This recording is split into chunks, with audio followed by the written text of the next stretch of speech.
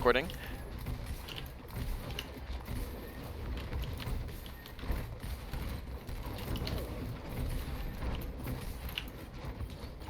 And make sure you're paying careful attention to your front line, right? It's kind of our job to throw out immortality, right, and save them. So we have to just make sure we're paying very, very close attention, because Reinhardt's going to be the character that's going to blow up the easiest out of everyone.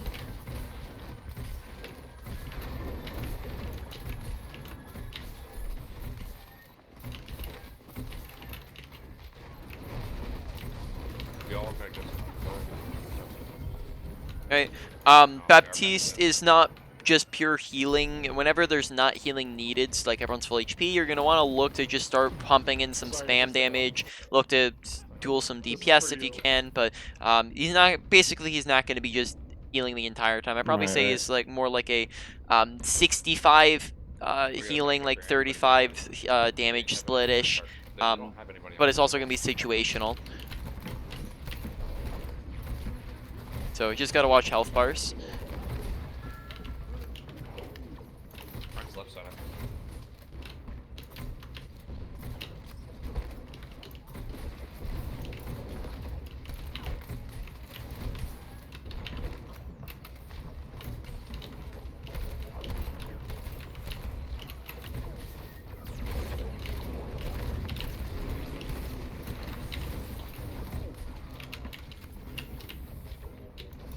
Sorry, one.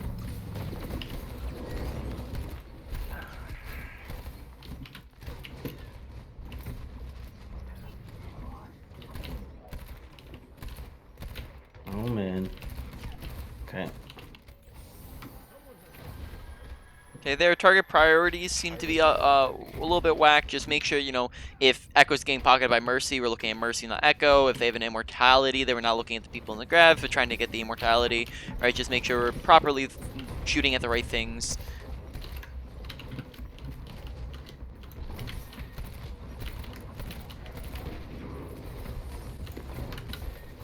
Coming into all.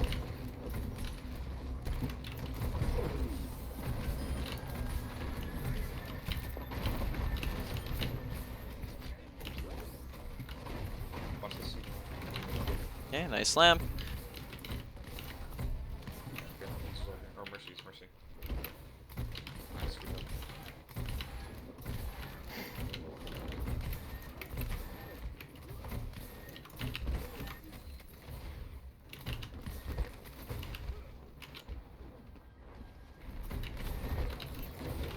I'm gonna ult from behind them. Get ready to go in. Mercy, if you're able to damage your speed, do it. But if not, it's fine. On the top. On aggro. Okay, he had some random ass somewhere.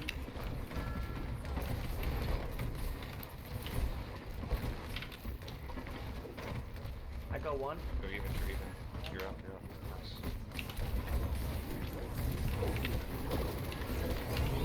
Okay, with your lamps, yeah, I bet probably bad lamp there. Make sure with your lamps that we're throwing them around corners, right? So when we're throwing them out in the open, they get destroyed very, very easily. Whereas if we throw it around the corner or behind cover, right, that means that it can't get destroyed and it stays up for much, much longer.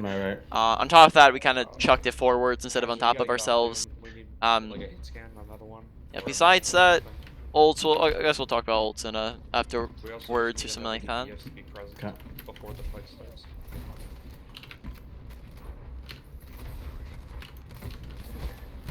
Oh, I dropped. Please come get me. I'm sorry.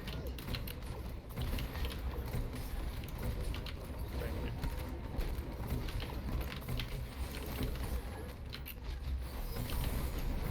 you. Alright, we're up.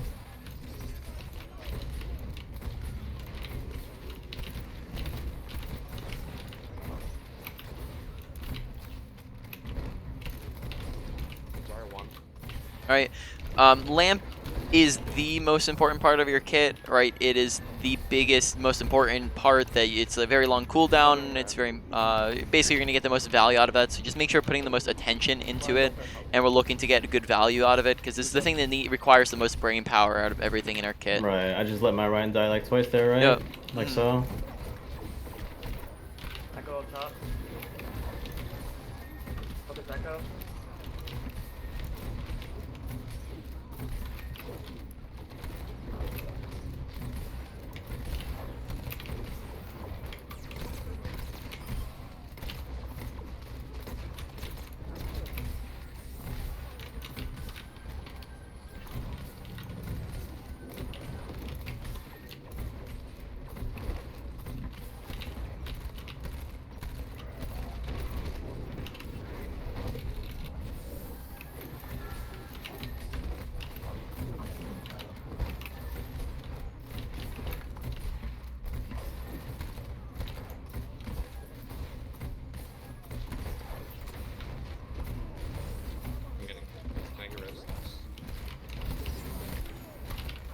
I see a bubble from behind you.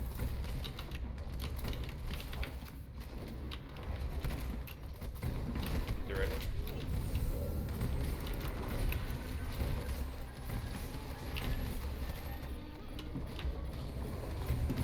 I'm so sorry, I'm so sorry. This tank's down. On the one.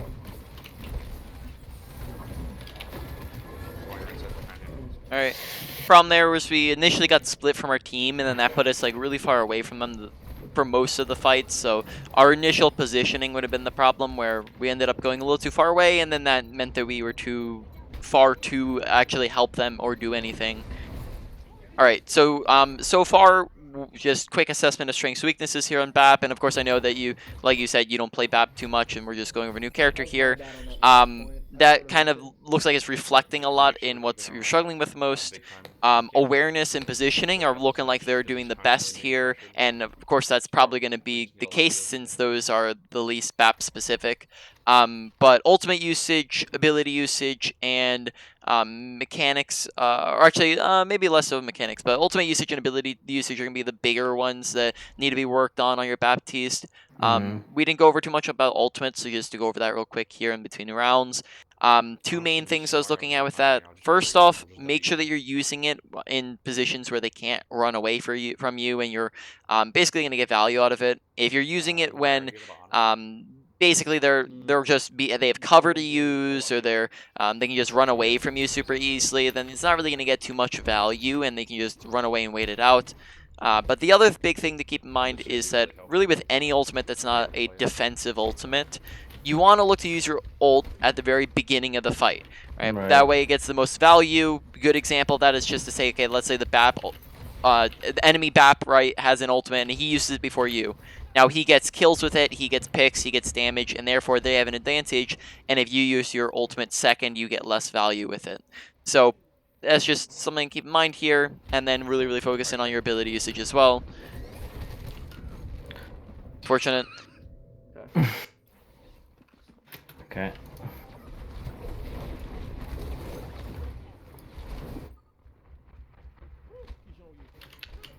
Alright, Bap's almost here. We gotta back up. That's a big kill. Good Okay, pick. we gotta Go go. on. Very aggressive.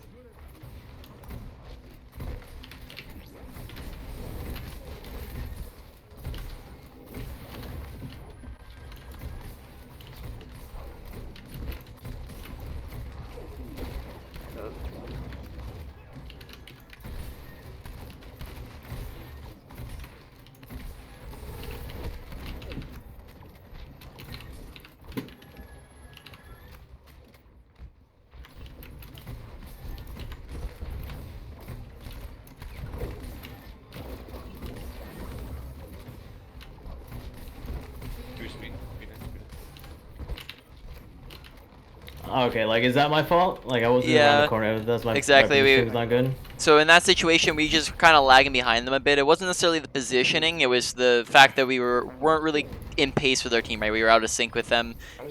They ran in and we weren't with them, and then that meant that we ended up too far behind. So we just want to make sure that if they're pushing in, we're pushing in with them. Don't stand too far away from them. We want to basically be clumped up just a little bit behind Orion. Let's have a look.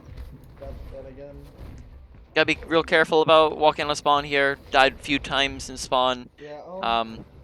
Make sure that you're not walking on the open, that you're respecting cover, and that you're just watching out for those guys to be shooting at you.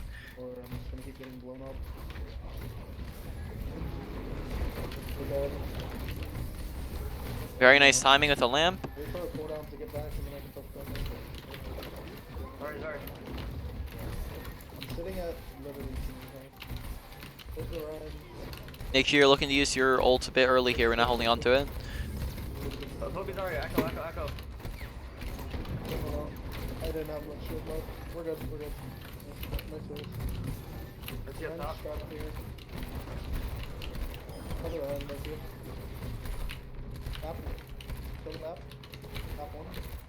Alright, so we did win that fight, but with the lamp, or sorry, with your ultimate, you probably also could have looked to place it in front of your team. Now, there are situations where placing it in front of just yourself is going to be the way to go, but in that situation, I think that when your team's that close to you, you can probably just put in front of them as well. Right.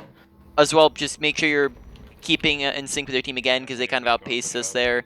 a second time where they just ran to the right side. We went to the left side, so make sure we're paying attention to where they're going, and we're putting ourselves in a position to where we can lamp them, heal them, right? Just support them. We can give them the window as well. When they come around this corner, we So I should pretty much just be playing with my Ryan here, right? Yep, for the most part, you just want to basically on any character like I know that on Ana you might be getting that from Ana, as on Ana you want to go for off angles to get nades and stuff like that, right? But on Baptiste, when you don't have to go for off angles to get like those abilities off, like nade and sleep, you're gonna want to make sure that you're just sticking with the main bulk of your team, which most of the Okay. time is gonna be centered around your tanks, right? So wherever most of your tanks are, unless like you have a ball running off on its own. So is Ryan Zarya like meta now? Like No, Ryan Zarya is not meta, though there of course is King's Row, so Ryan Zarya is pretty good. Right now, I'll probably say like Sigma, Ball, Hog are like kind of the better picks out of tanks. Ryan Zarya though is not too trash though.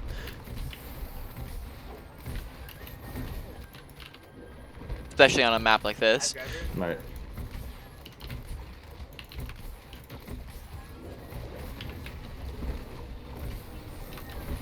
Oh. Immortality. keep grappling out here. I was just saying, sorry for the when Doomfist died.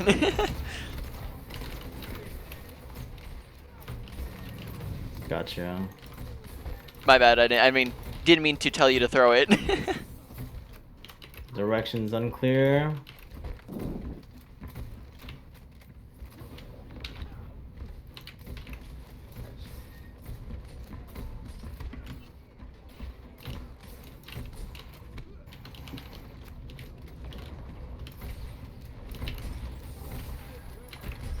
I have I need to get your info screen.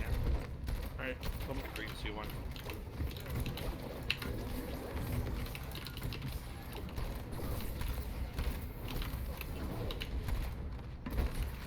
No stun.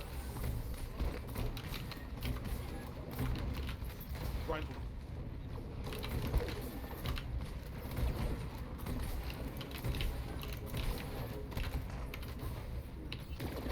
Echo behind us.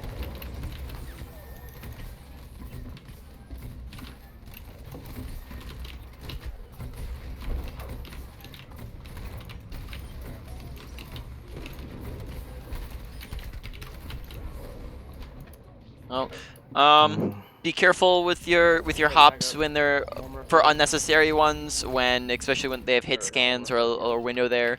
Just need to be aware of the fact that they have a window. Don't peek too hard. Jumping up in the air Right. probably also not going to be a smart idea.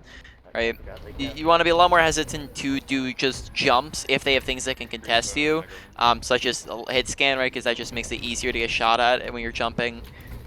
But you can go for it a lot more when they're not on that. Right side. Oh. Need help right side. Good ultimate. Just make sure you're keeping up with your team there, because they probably didn't need lamp if you were there to heal. Right.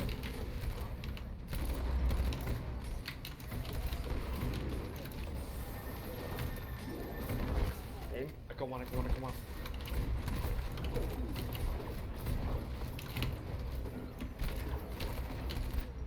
Right side. Should one that. Stop this again. Oh. Oh. Uh-oh, yep, that's a big uh-oh for sure. Yeah, make sure you're not trying to hit people directly, but you're trying to hit their feet, right? The same way that you're trying to land an Ana nade, right? Because it's basically splash healing, and if you're trying to hit people directly, that's just gonna be really, really hard to hit as a projectile. Gonna be much easier for you to be hitting your right clicks and your lamps if you're tossing at the floor, right? So Right. don't try to hit Ryan directly, because then it'll just go sailing past him. Whereas if you hit the ground, you have a big explosion radius that makes it super easy for it to land.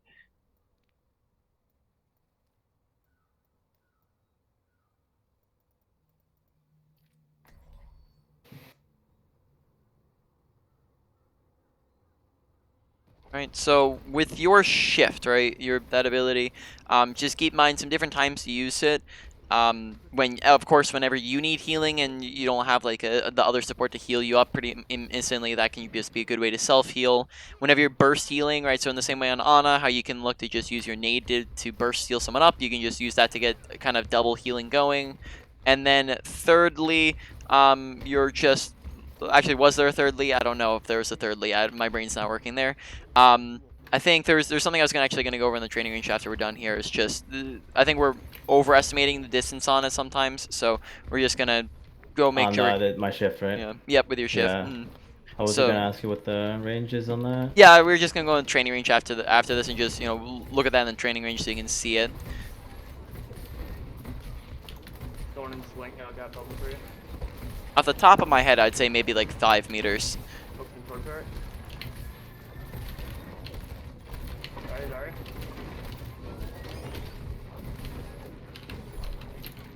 Back up. Stop with your air now. Cat point. I got a level for you, Red. Going on. Get red.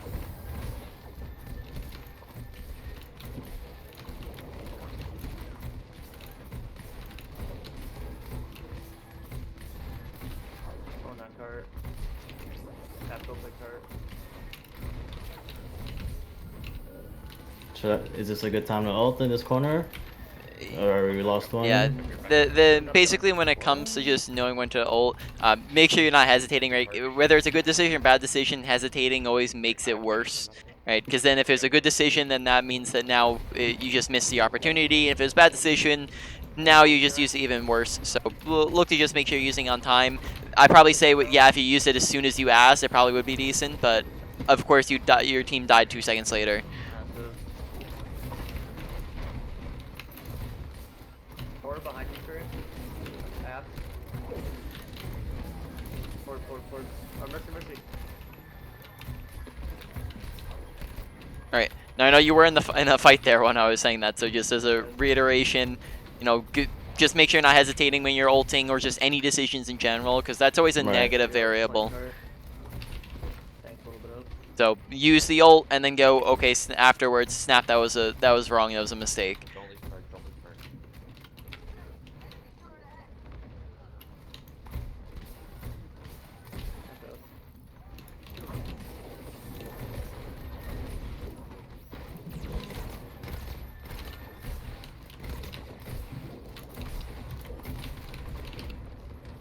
Come on, push up, running a bubble.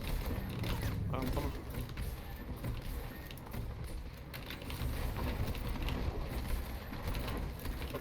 Plant. I got grab here. Okay, nice lamp around the corner. Zar. Nice.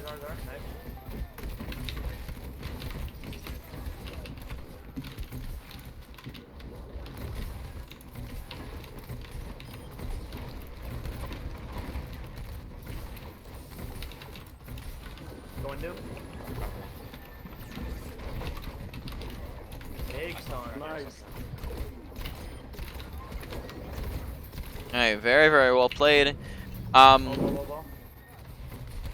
Never mind, 1 second. So wait for it to be on.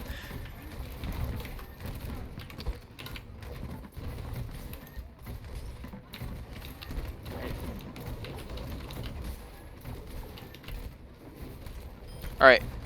So in that fight, just make sure you're paying attention to your Reinhardt, as he is the person on your team who is going to get blown up the fastest out of anybody, right? Because he's on the front line, he's taking the most damage. There's been a few times where we've just let him get out of our LOS and not pay attention to him, and then he just gets melted in that 3 seconds we can't see him. Turret. Lamp. You're resing? Huge. Sorry. Dead. Forward. Oh my god.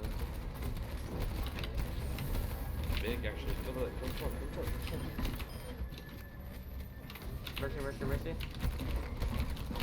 Oh my god, bro. One soldier in the back.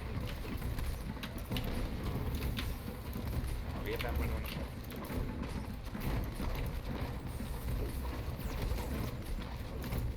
Right, that was Alright. really good. Keep in mind, healing is a priority over damage. Damage comes out whenever healing is not needed, right? So healing comes first, damage comes second. That's not to say that you never damage, but it's to say that you just want to pay attention to health bars and ask yourself, can I damage during this time, right? So in that last fight, we were just shooting a little bit when maybe we could have healed Zarya. In general, doing a lot better in those areas that we were talking about, though still, of course, need to look to get more consistent and improve on it.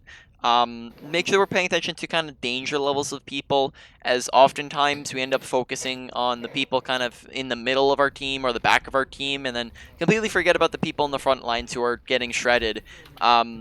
So, you know, if Reinhardt's, you know, in spawn here and he's critical, does that mean that he's in danger? I get what you're saying. You know, but if he's on the front line and even if he's full HP, he might be in more danger than someone on your back. So we just got to make sure we're paying attention to the front, not you know, only paying attention to people in the back, even if they're critical. So on defense, like, how close should I be playing to this run? Yeah, you can be playing pretty close, right? You want the closer you are to people, your team, it means that the less of a delay before they're getting healing and they're getting a lamp is. Okay. And then on top of that, it just means that you're getting some better splash damage in. Right. Sorry, no, first one. So a lot of times you want to play pretty close.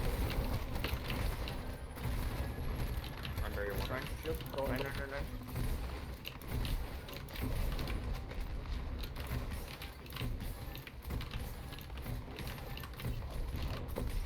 Like there, for example, just make sure you're rotating up with them, because now again they're out of LOS. Run one.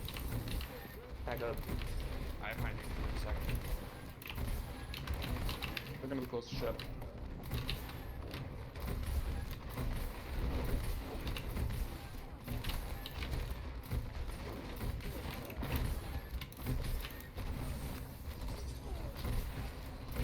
I'm coming.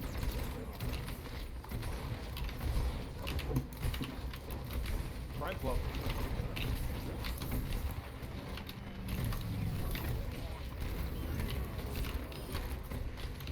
Very one way here. No, I literally bubbled. What the fuck? Yeah, that was Solid out. Don't leave. Don't leave. Solid out. Solid out. back up. Die. All we do is we stack all Okay. I guess one fight. I will have good calls. All right. So it's a good idea there to basically just make sure you're not dying too late, because let's see, do we get good spawns or bad spawns is the question. All right, we just barely got good spawns. Die. Do him. Die. Everyone regroup. Back up. Should I hide or die here? Hard. Depends on if they heard that shift. Now since they probably don't know, you could probably just wait here for them to get back.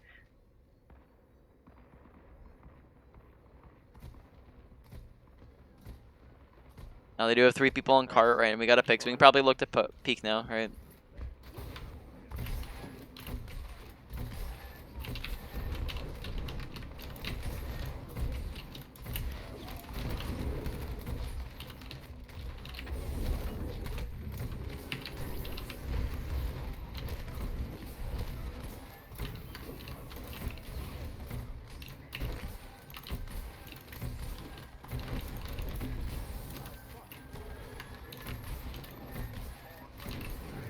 Hey.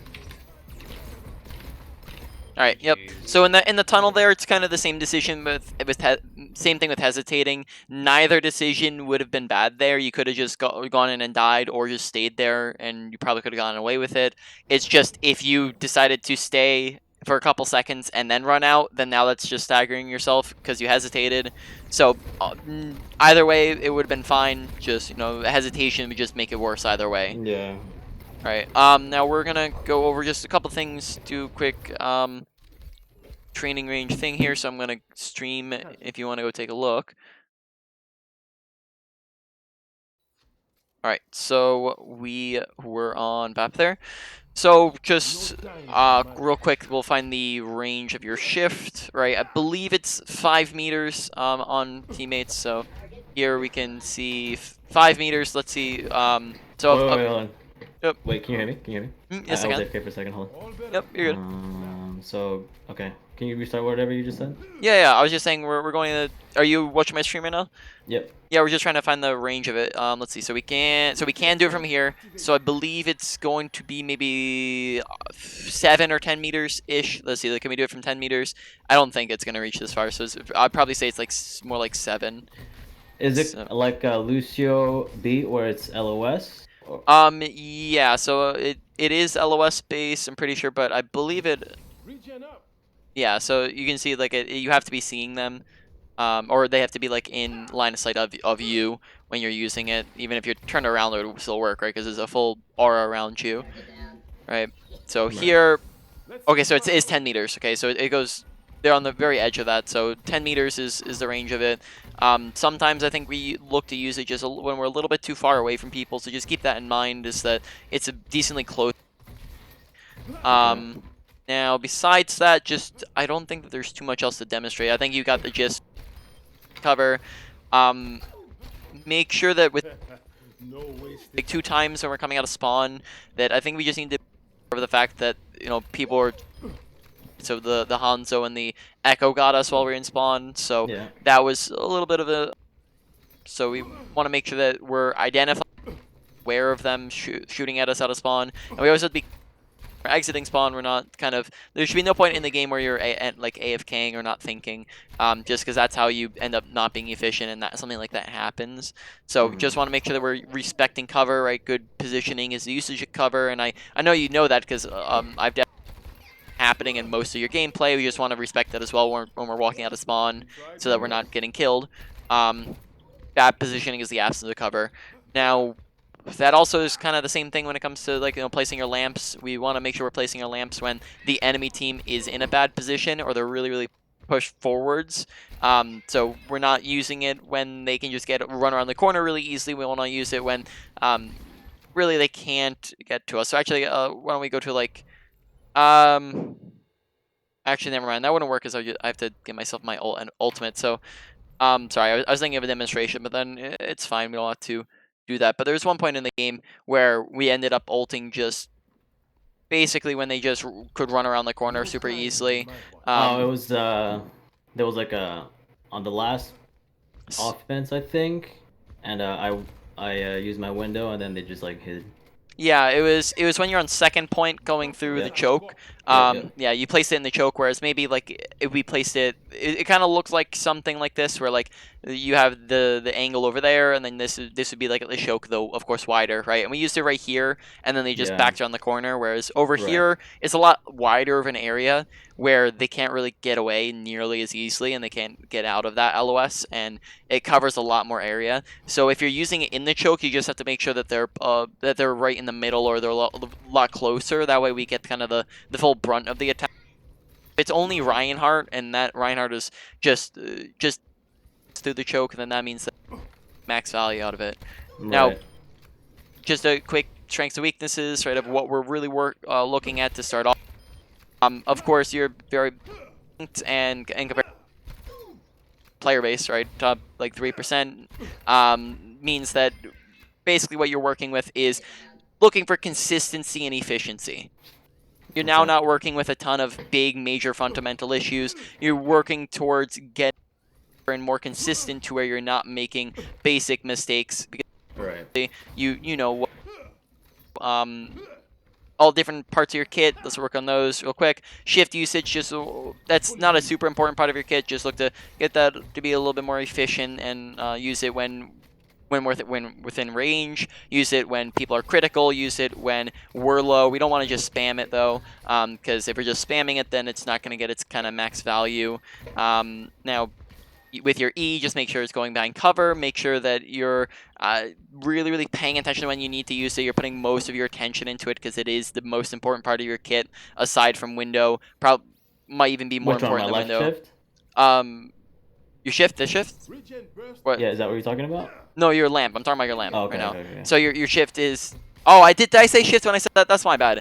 I might have been talking about the wrong thing there. Yeah, your lamp. Sorry, your lamp is the most important part of your kit, right? So just make sure that we're paying attention to effort the same way that when you're playing Ana, you'd put most to your nade usage and landing Right. good anti-nades. Now, besides that, moving on to your ultimates, just need to get that be a little bit more consistent. I think we just need to work on that as we're not used to it yet.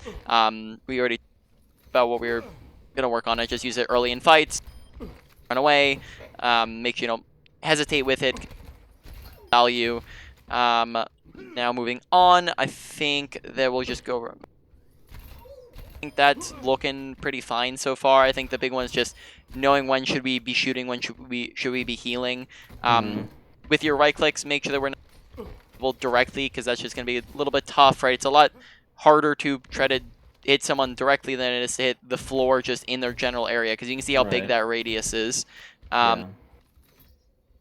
Get like a downward angle, right? The same nade if you're aiming at the floor. Okay. That way you pretty useful. Or taking high grounds, put them back, because you can to where you can kind of see from a That makes sense. floor actually. really easily. Because if you're trying to hit this guy from looking up, not going to be too easy to. Just want to be careful about jumping too much. If, like we said before, if they have hit scan snipers or anything like that. Good little tip if you weren't aware of this with your lamp is your lamp does travel the Same as the same. right click? Yep, exactly, right. So you can just toss one in before you go for it. Continuing on, we're just like we talked about, you're doing you're shooting anytime healing is not needed. So just make sure you're paying attention. Health. I think we didn't talk too much about your positioning or awareness during like kind of when we did the initial strengths and weaknesses. I think that your positioning, one of the bigger things we need to work on is sticking with our team, as a lot of the times we end up getting sidetracked, or we get separated, or we end up lagging behind them, so they end up pushing in and then we end up being like 3 seconds behind them, and then that results in our main tanks dying a lot. It results in us not being in of line of sight to do healing or get our abilities in, like lamp, because trying to lamp from here to all the way over there is going to take a lot longer of a time and a lot more delayed than if we're doing travel time. On top of them, it's going to be really helpful. Now, on top of that, of course, when you're with them, everyone gets value out of your ultimate as well. So a big one is just sticking with your team. Besides that, cover, and then positioning's not too much of an issue. I think you got that down. Awareness, though, I think awareness is one of needs a lot more work, especially in terms of paying attention to two different things: health bars of your teammates, and then the players around you and the characters around you. So there's a lot of different things that go into awareness. You have watching your HUD in game, where's the enemy team, where's our team. You have kill feed, you have ultimates, which we didn't go into ultimates at all, though we can. I just didn't want to really do too much on ult tracking and anything like that while we're going over a new character with you. So maybe we can do that, talk more into that subject if you swap to a character that you have more experience with.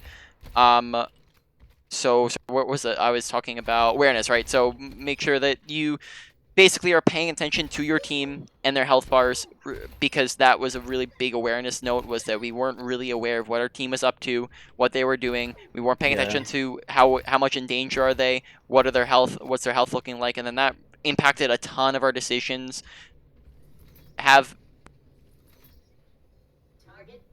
Because if you don't know what's happening, you can't make a decision.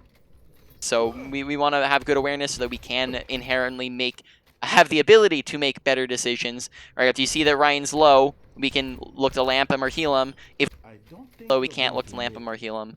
Right? So just make sure you're paying attention to your team, to their health bars, and then on top of that, there were just some times where we got spawn camped, where we just want to make sure we're paying attention to where the enemy team is at. Paying attention to health bars will also impact your ability to know whether or not we should be healing or damaging, right? When we should be doing what.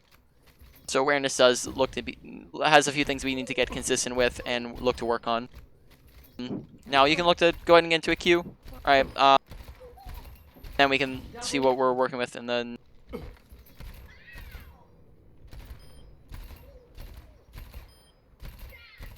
Here. So particularly, like one area that like I said, I didn't want to go too much into. Are you familiar with, or do you ult track very much? I'm very familiar with it, but I don't know, kind of a little nervous right now. You know, I haven't played in a while, Uh-huh. and Of course. I'm definitely aware of it. Am I good at it? Mm. Probably not the best, but Hmm. All right. Well, well, if you would like to go over that topic, we can definitely go into it. I have a lot of experience in that area. So I mean, yeah, I'm down. so yeah, well, I didn't want to overwhelm you while we were going over BAP, but how about like next game? I think it'd be a good idea maybe like if I'll try not to talk too much or to interrupt you, but if you could try to ult track, that would be good, and then that way I can just see what we're working with on that end. Okay.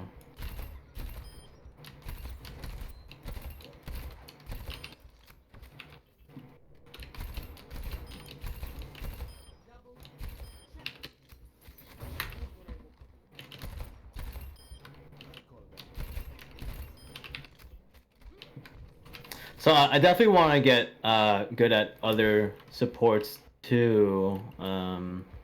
Like I definitely want to learn Brig. I definitely want to learn Zen.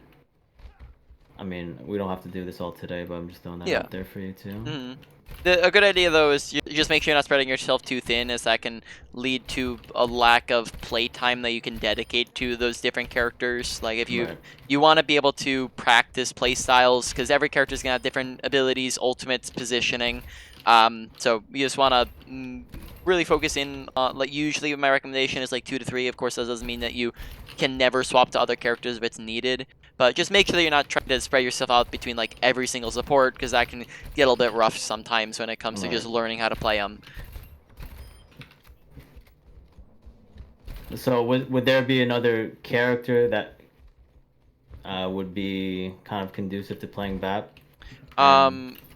Conducive as in like another character that would like translate well into him. Yeah. Yeah, so Ana and Bap go pretty well together. Like they kind of have similar play styles in that they do healing, but they also have a lot of other utility.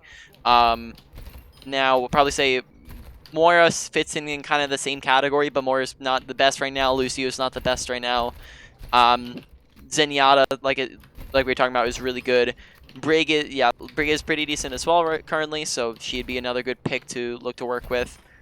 And then, does that cover all of them, or am I missing one? I mean, maybe Mercy. Mercy, yep. Mercy's also pretty good at the moment, but you know, if you're not, that's not really in the same category as the characters you're looking to play. All right.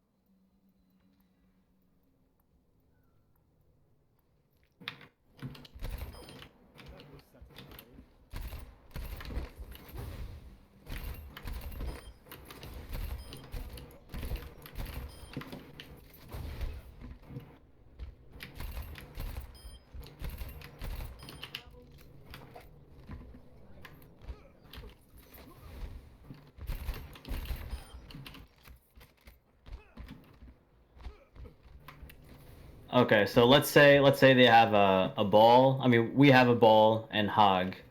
Should I be playing like pretty much next to my Hog? It really depends on what composition they're running, as both compositions play a big impact on that. If they're Like, if you're talking about Baptiste as well, right? It's gonna depend on where your Hog's standing, right? If you, let's say Hog's off on his own, Hog and Ball are off doing their own things, and the 2 DPS and 2 supports are all with each other, right? You're gonna want to be with that big main group rather than the Hog, right? Because it's Okay. the majority of players.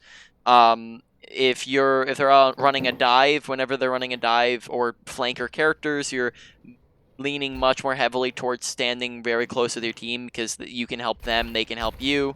Isolating yourself isn't going to be good against a dive. But yeah, it's really going to be situational. Okay. Tanks are usually just where the team likes to kind of group in on top of each other, but you're rather than just tanks, you're looking to go towards the majority. That way you get the most value out of your lamp and your healing, which is group based, right? If your character like Mercy or Zenyatta, or you have like you have pocket healing, then you don't really care too much about the groups, right? Mm-hmm.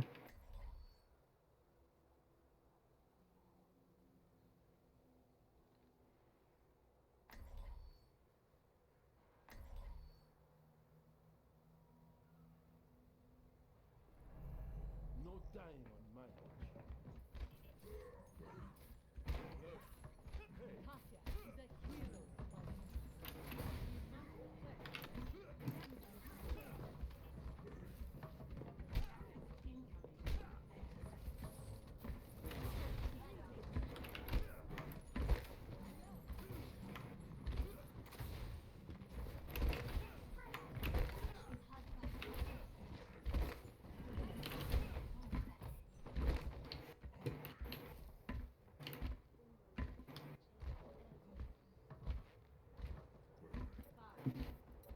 I mean, so here I really don't know where to play because Yep. like my tanks are split. I guess the Widow's by itself, and then This the is Soldier's by the itself too. composition where you also see BAP get less and less value because of the fact that your team's split, right?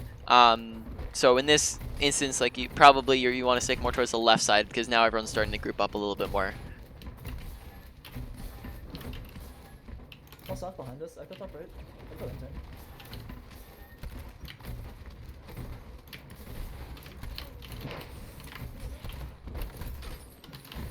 Okay, 100% So, like, my fault. To be honest, that's my fault for also not checking like your composition when you're walking out of spawn. But to be honest, this could be a composition where Ana might see even more value than Baptiste.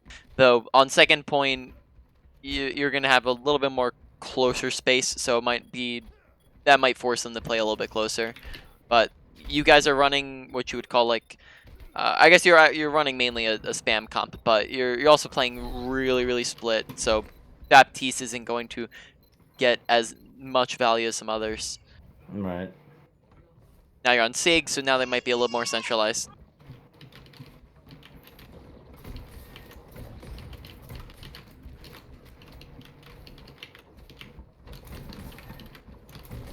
Hawk stop left. I'm gonna bounce. Yeah, watch his health. When he's full HP, don't shoot like 4 shots into him. Look to do damage. One hooked. One hot. One. Nice. Alright, so you just want to make sure we're paying attention to health bars and damaging whenever healing is needed. Just be careful because they do have quite a lot of characters that can just instantly mulch you.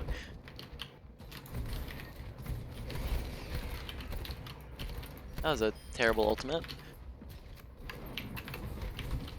Oh god.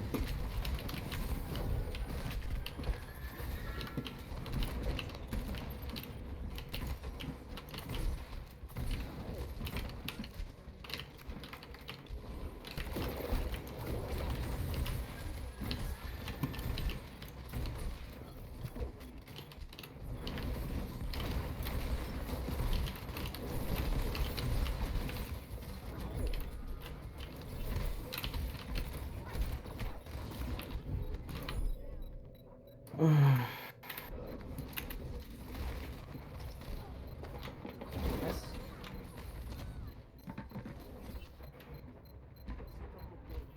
Zen south. Zen one. Zen done. Go half on point. touching, keep touching.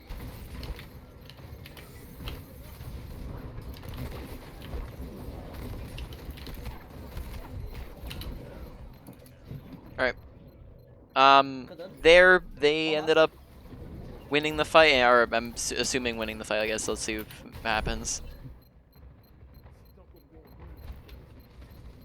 What's the half HP? So you can kill him. Never mind. Well, didn't fight go on for a while. Focus on once his transient. Don't mind, don't mind.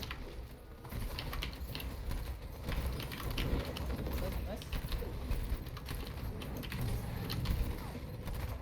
Put us out, no problem. All right, maybe lost the fight. No, sorry. I want to wait till after the fight's lost. I'll start talking. Okay. I fucking slammed game too. All right, so fight was lost, mainly because of ult management. So on the enemy team, they won the first fight, therefore they're coming in with a ton of ults.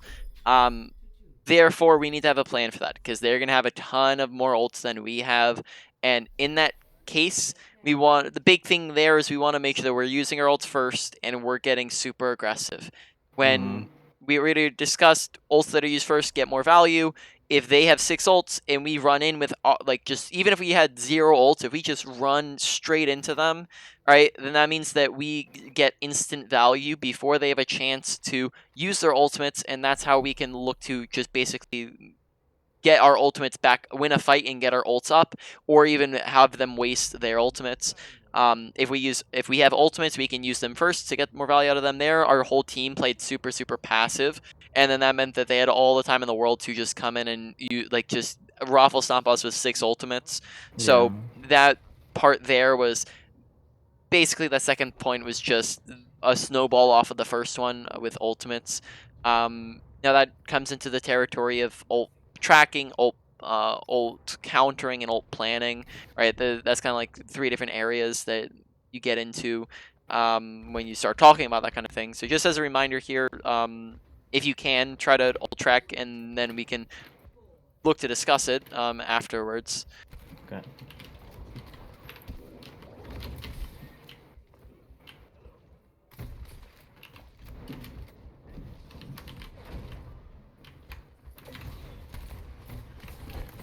Spot. Was on point.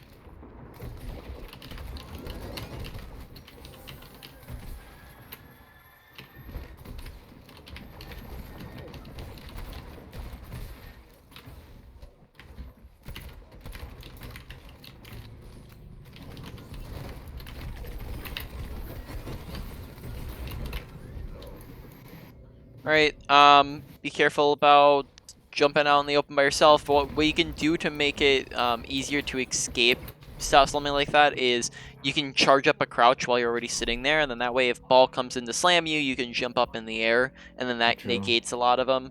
A lot of the dive, right? So you can be preparing for a dive like that, but then also just make sure you're being very aware that you are a very big dive target, right? Because you're a squishy, right? So just got to be watching out for that. Try your best not to isolate yourself, which you being on high ground there's no problem as long as you're just being aware and being ready to drop and get away in an instant. Wait for DPS. Got you. Echo's on my side. Nice. So I mean, their Echo probably has ult now.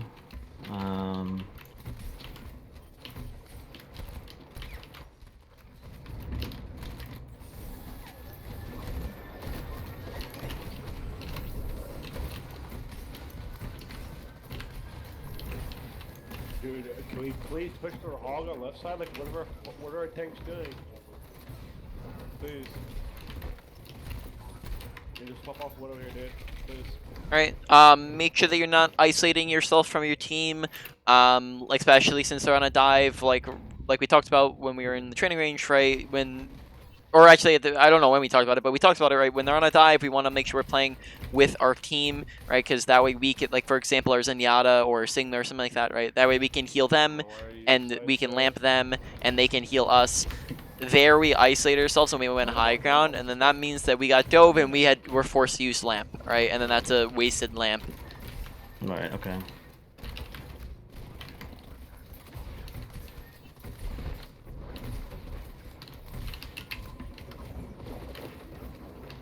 down one. Make sure we're looking to use our ult this fight, right? We're winning, we just don't want to hold on to it.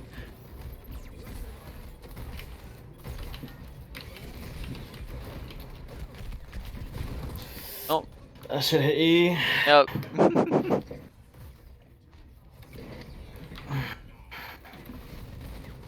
Hog behind. And there's your secret to self-improvement, right? Just very simple. You watch your mistake, like exactly like you just made, where you could identify and you went, okay, that was bad, that was a mistake. Just stay You back. think, okay, what could I have done in that situation? Which, like you just said, I should have pressed E, right? Then from there, you want to make sure the next time we're looking to apply that. So in the future, when we come across the same situation, we press E, and then now we've just found the mistake, identified it, and then fixed it, right? So that's essentially all climbing and improving comes down to, is that same process, but with everything, all right? Mhm. So while you're playing, think about it. You can even do VOD reviews on your own and think about that, right? Is what did I do wrong? What could I be doing better? Or what could I do better in that situation, right? And then how can I apply that?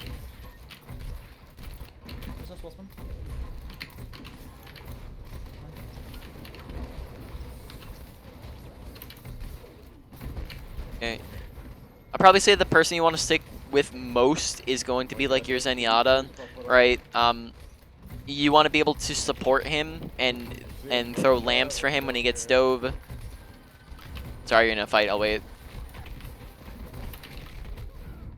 I really don't know why Yeah, you're sorry. playing Zen. Stay with your Zen, right? You want to be able to support him, lamp him, help him out when he's getting dove, and then he can give you orb as well, right? We kind of strayed away from the main bulk of the team and went with Hanzo. Dude, shut the fuck up. Oh my god. That is fine here. It doesn't matter. It's Okay, fine. well, he's doing nothing on that. Oh, fun team. True.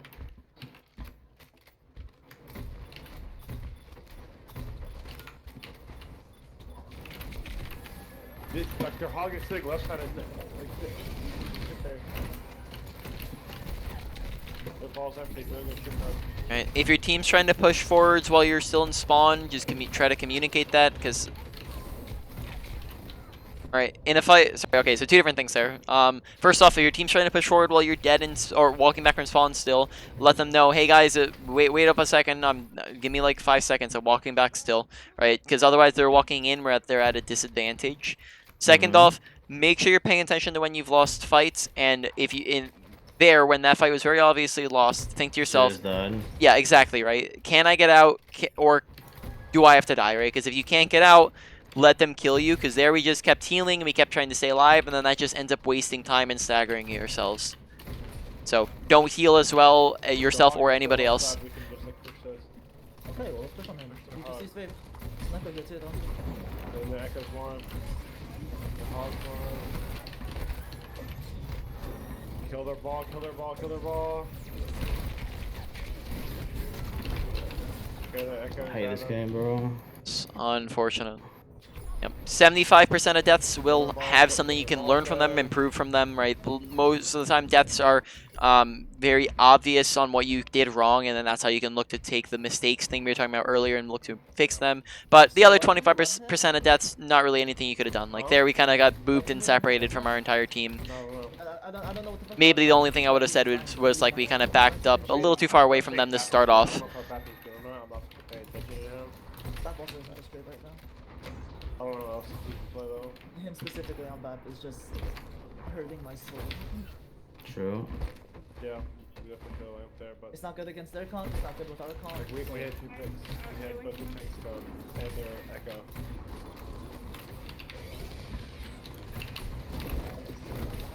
I've got other cooldowns on. Talking no babe, talking hook, honor no sleep. I got one.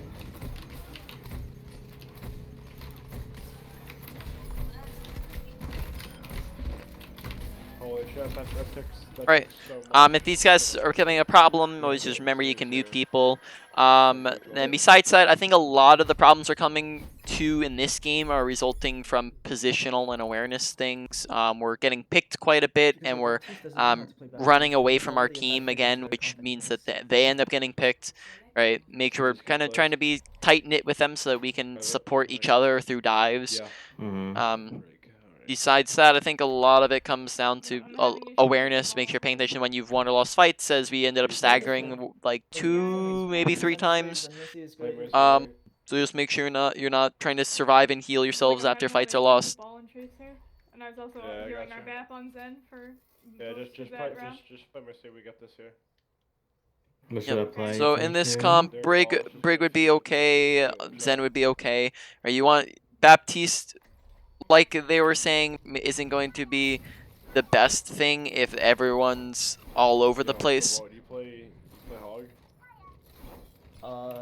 So like Baptiste doesn't pair too well with Ball. It's one thing. I don't care. That's all you good at. Okay, so if I have a ball on my team, I should just maybe reconsider. Yeah, it really depends on how split they're playing, but on Baptiste you can't really heal Ball too well, and you can't lamp him at all. It's not an instant swap, but it is something to consider. You know, consider, do I swap here? Yeah. Yo, DM. Widow Echo. Ball's in. He's gonna slam. He's coming up to us there. The Hog's going right side of Hog. He's going around by Mega. He's up on the Mega high ground. He's gonna come in on you guys.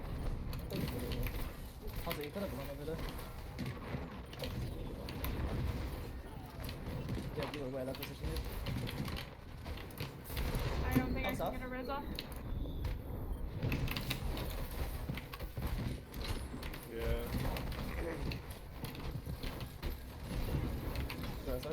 Yeah, their Widow's right side, by the way. Yeah, nope. Okay, I thought we were Matrix. You're good. Alright, look to use your Whiplash off of cooldown every time you get it, because that will keep your Inspire going, right, and keep that up. That's, you want to be having your Inspire going constantly so you can be putting out healing for your team. Other than that, that was a very short point. Maybe the only thing would just be make sure you're watching health packs while you're packing people, as overpacking people is going to do literally nothing for you if they're full HP. Yeah, besides that, let's see, where we just went over mainly Baptiste again. A lot of similar things. I don't think we need to demonstrate anything in the training range here. So, how much time do we have left? We have a full hour left. So, we probably just go ahead and get into. Actually, why don't we go over ult tracking first, if that's something you would like to go over? Okay, we can do that. All right. So I'm streaming. We just use this as a visual. Now we don't have access to tab right now, so we're just gonna use the hero gallery real quick. Just top 6 here are gonna be enemy team. Bottom 6 are going, or middle 6 here are going to be our team.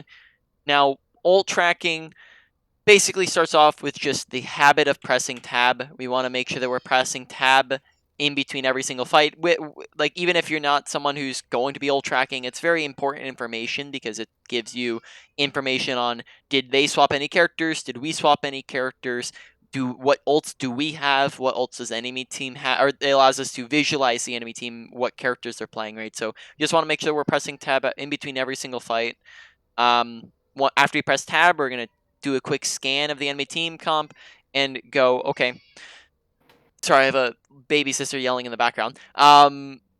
So, okay, we're going to press tab. We're going to take a look at the enemy team comp. We're going to scan through it from left to right and go, okay, last fight, I saw or heard that they use Nano, Bob, and Baptiste lamp, or window, sorry, okay? Now, that means that they just used them. They don't have them for this next upcoming fight, right? So, it's eliminated. Now, they just swapped from a soldier to a bastion, so now we know that's a fresh ultimate. They don't have that, it's eliminated. Now we're unsure because maybe we were dead, or we weren't paying attention, or we just couldn't see or hear it, right? So we ask our team, hey, did they use bomb or rally? And they say, yeah, they used bomb last fight. So now we know through a process of elimination, right? We've eliminated every other option that they're going to have rally for this fight. Right. Okay. And then of course, that's a very, very basic, basic fundamentals of ult tracking. There's a whole lot more that goes into it. Like, for example, you have how long was that person alive in the fight. You have different charge rates on ultimates. Of course, you saw on Baptiste how you charge that thing pretty much. You got like 2 ults in a fight in your 2 games ago, right? So some ults charge much faster than other ults do, so that's something to keep in mind, right? A full charge Zarya who got 6 kills and is on fire is probably going to be a lot further along on her ultimate than a Zarya who had 0 energy and died at the very beginning of the fight, right? So there's a lot of different things that go into ults. First off, just try to give yourself the reminder to start talking about this stuff because it becomes very important.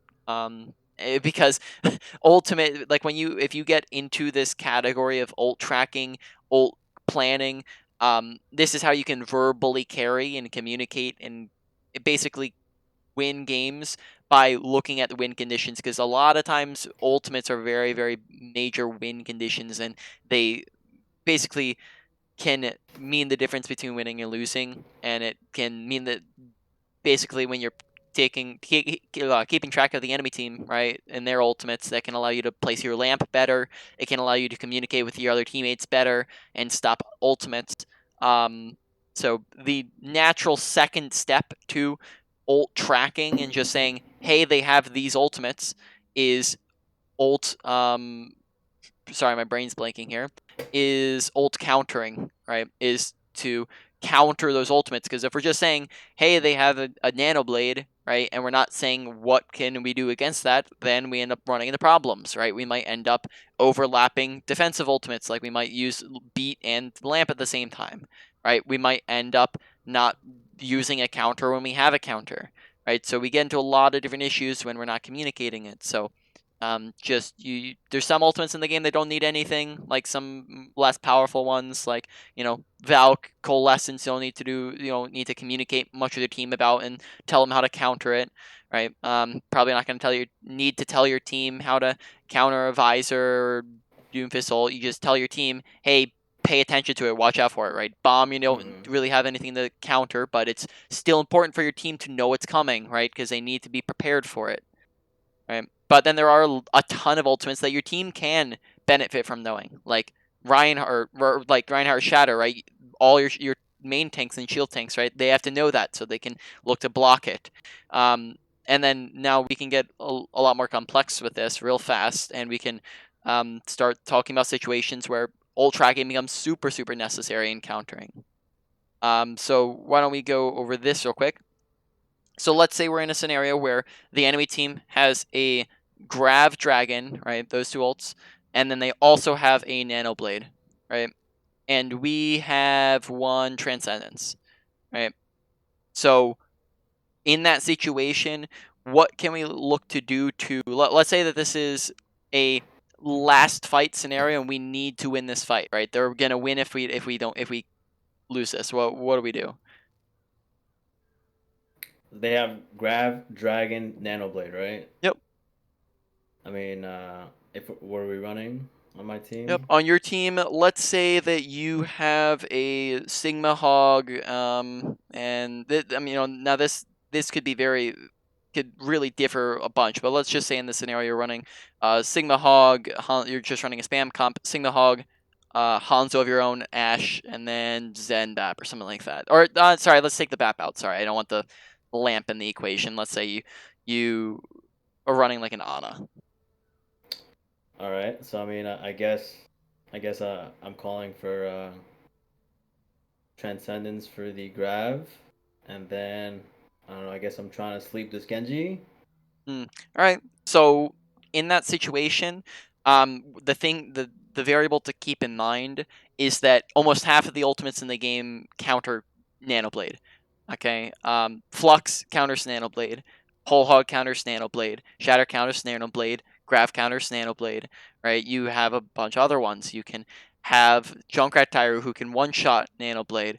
Okay. Pharah who can sometimes barrage Nanoblade and kill him. You have some zoning ultimates such as Mines and Mail that can stop the Nanoblade. Okay, so you have a lot of different, and then of course you have the defensive ultimates to counter it. Baptiste that can help out with it, right? You have rally as well. If you rally beforehand, that can make Blade a heck of a tough thing to get off.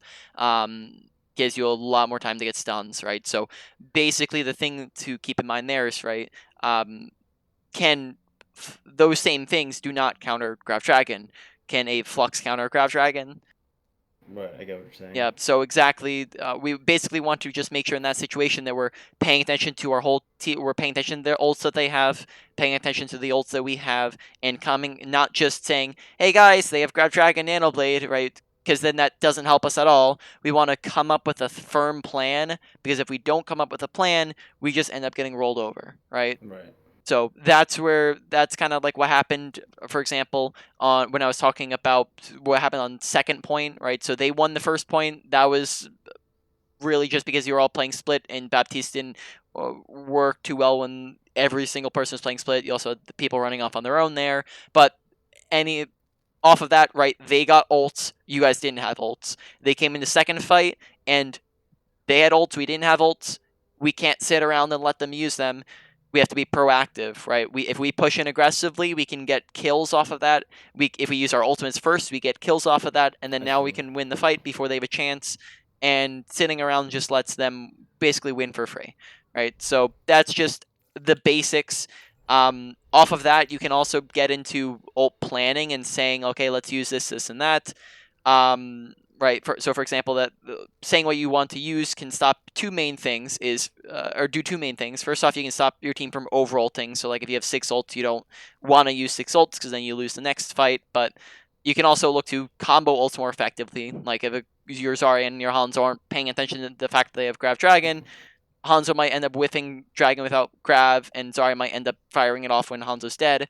So you can also look to combo ults more effectively.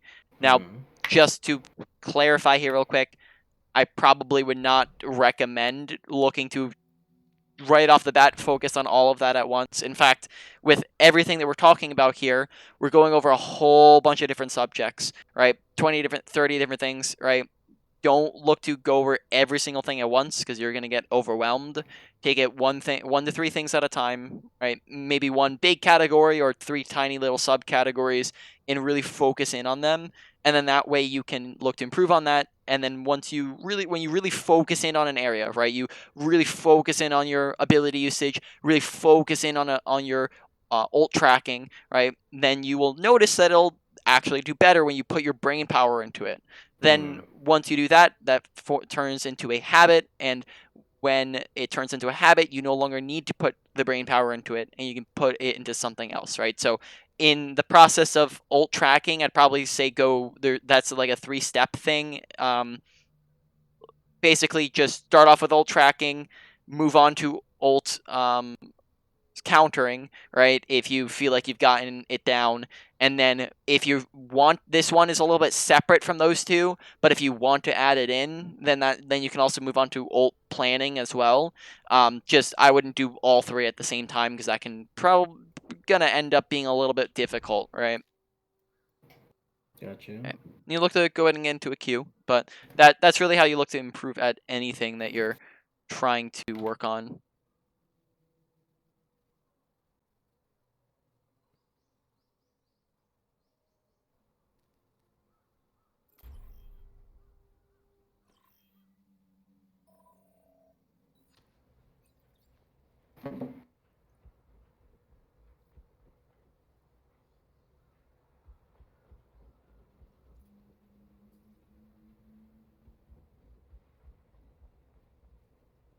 The queue times are fantastic. That's my favorite part of this game.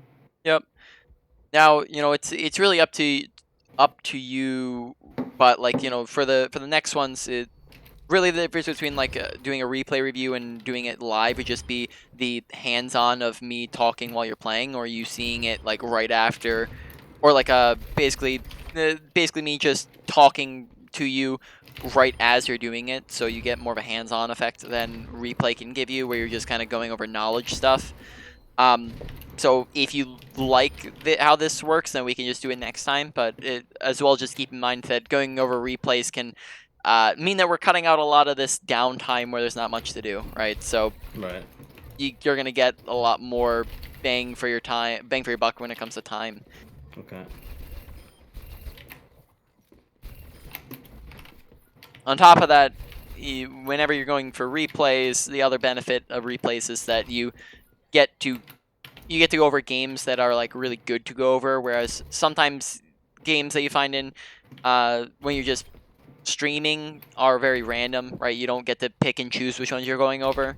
Whereas if you're going for a replay, you can pick ones that are actually good to review. Got you. But, you know, it's really going to be kind of learning style that it matters the most.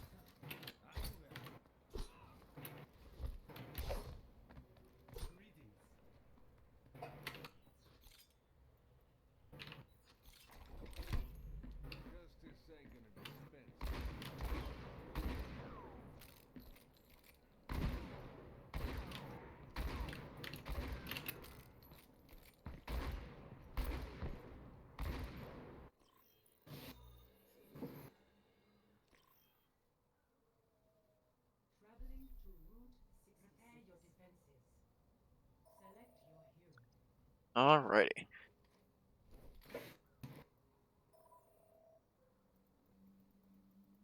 Hello? What's up? Hey man. What do you play? I'll play ball sig, doesn't matter. Okay. Or something else, like hog. If you want to play ball, you can. I don't mind, whatever. Okay. You can honestly go That's Winston as football. well. Yeah, if just you be want. wary over the Briggs End Yeah, I picks know. when I'll make you're it. running like I brawl can try types. it, see if It's a lot more Is this acceptable. brawl? No, right now okay. So you were on spam. Now you're running kind of a mix between a spam and a dive, right? You have the dive tank, spam DPS.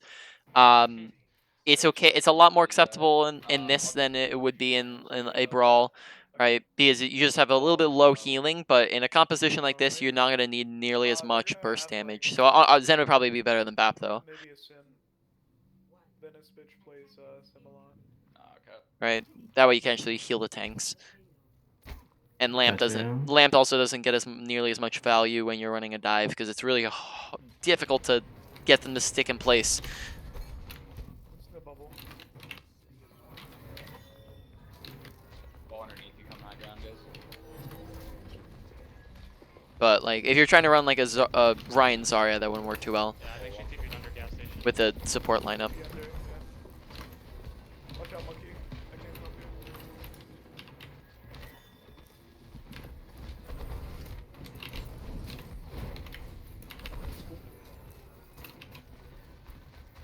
Yep. Just try to follow your Brig around. Don't walk too much on your own. You're gonna get McCree is also another good one to stick with, but Brig you guys can heal each other. Okay, guys, quick. Zen 1. Shut Dead. Zen 1. Nice. Right, so like right now the fight's done. This is where we like get into the habit of pressing tab, start looking at ults.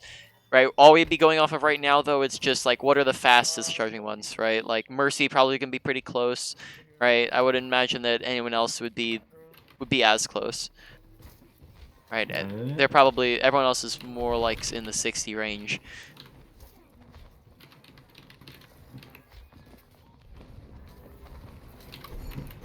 It's a good idea as well to call out ults as you hear them like in your head. That can help you remember which ones they've used. Winston. Like Mercy just used Valk at the very beginning, so you can go, okay, they use Valk. Inside here. Mercy's half. Oh, nice. Oh, yeah, that's right. I'm fine though. Better me than you, to be honest.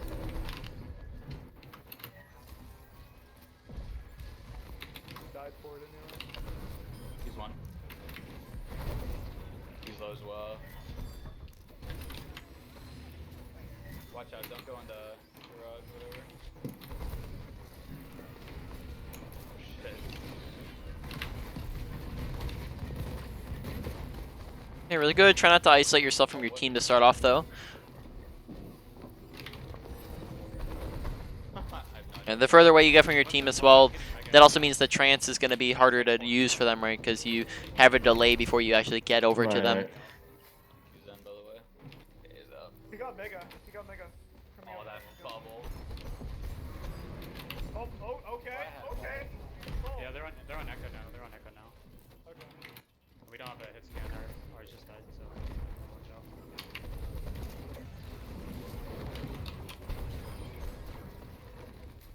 Break's low, break dead. Oh, break's dead. Down left. I don't know if he jumped out or not. I got a Sonic on him. Okay. Make sure you're looking to just keep your orbs plopped on your tanks most of the time. That way you get a lot of ult charge going, and they're going to be the ones who take the most damage, right? So you can plop it on another character if they need healing or they're low, right? But then you always put it on the tank, right? Ball will probably be the best, but if he's out of range, you put on Hog.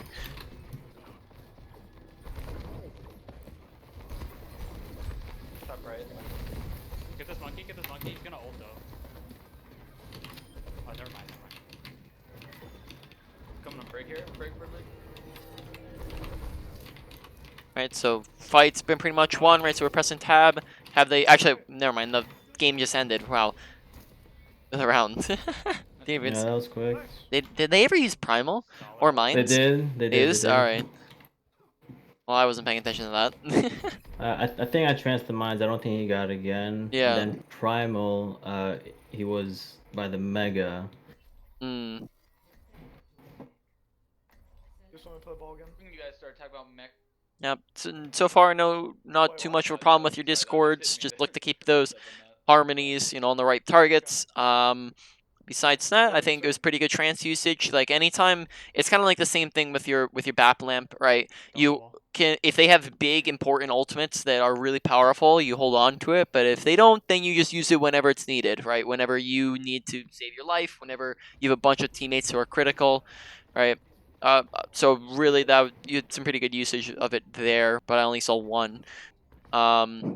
Besides that, I'm trying to take a look at your mechanics, though that can be tough sometimes. In terms of like crosshair placement when you're up against a dive, if they're all in the air. So just raw mechanics looking fine though, like in how you're just hitting your shots, though. Just kind of how we keep our crosshairs, what I'm going to try to look at. Okay. After playing him, like... Yeah, I didn't know to keep it on the harmonies on my tanks. That makes sense. Feels good to play in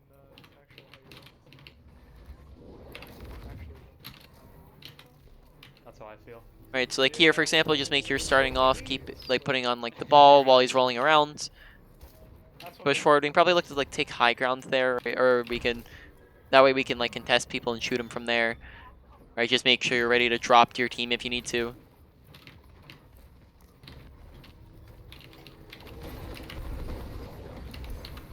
Sorry, off high ground. Sorry, no personal.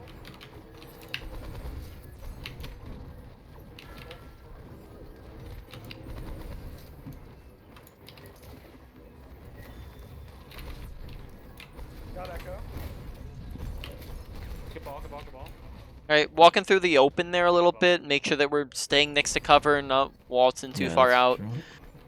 You know, good, just to reiterate, good positioning is the usage of cover, bad positioning is the absence of cover. Damn.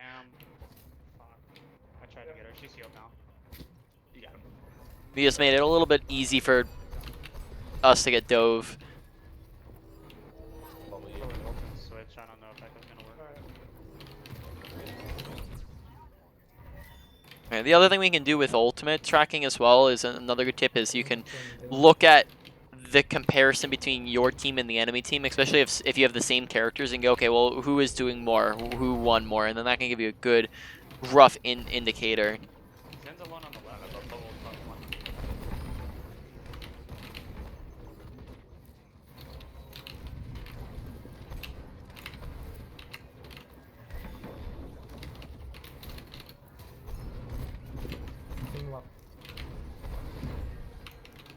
Yeah, separating ourselves from our team a little bit there. Pay attention what they're up to. Shit. A lot of critical teammates right now. Should I have trans there? Cause Yeah, so in that instance, right, if you're taking a look at their team comp, I think they have a grav, but you're also running a dive, so not a lot of you are yeah, so not a lot of you are gonna get caught in it, so might not even be needed to save onto it. So, in that situation, I did see like 4 different people who are critical. So trans, yes, probably could have gotten a lot of value there, though it's always hard to tell when it's very, you know, when you didn't do it. right, true. So that, I don't think they literally have anything except maybe like rally. Unless they rallied, I don't know. Sorry, the top left. By the cave.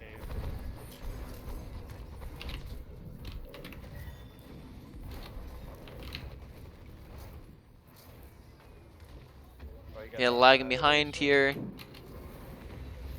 And then now we're out of range for trance. Oh, huge. Go on, nice. Winnable. Make sure try to apply a Discord orb before you're trancing. That way it stays and you actually get value out of it.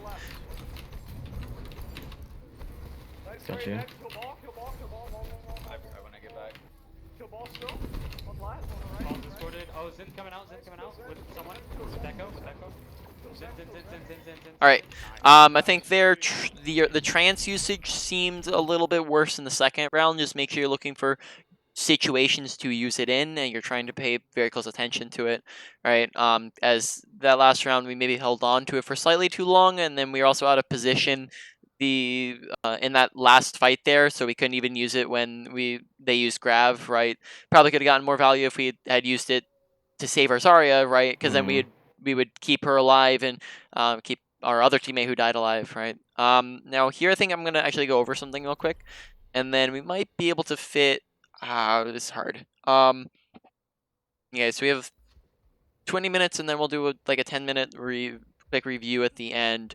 So I don't know if we're able to go over another one yet. Do you have any like maybe replays that we'd be able to review? Definitely not. Definitely not. All right. Well then, yeah, we'll try to. All right. So then, why don't you go ahead and end it get early, and then we can do like a longer one next time too. All right. Yeah. Why don't you? I'm trying to decide. Yeah. Okay. Well, let's do that then. We'll just if we end up running out too early, then we'll just add some time onto the next one. Cool. All right. So I'm streaming. Yep. What we're gonna go over here is called Crosstail Placement. You familiar with the term? Of course.